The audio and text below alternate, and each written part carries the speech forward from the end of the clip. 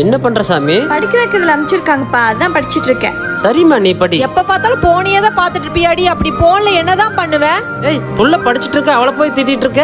அவ வெட்டியா போன பாத்துட்டு இருக்கான்னு நினைச்சிட்டு இருக்கியா? வேலையை மட்டும் பாரு, சொல்லிட்டேன். நீ படிமா. ஏய் சத்யா, ஏம்மா? யாரடி ஒரு பையன் கூட பேசுனதாக சொன்னாங்க? சாயந்தரம் கூட பஸ்ல ஒண்ணா உட்காந்துட்டு வந்தியாமா?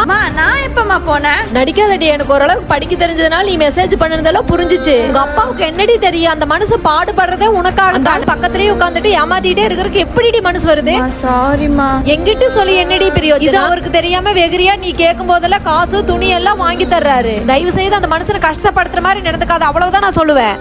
சாமி, அப்பா பாரு உனக்கு என்ன வாங்கிட்டு வந்திருக்கேன்னு.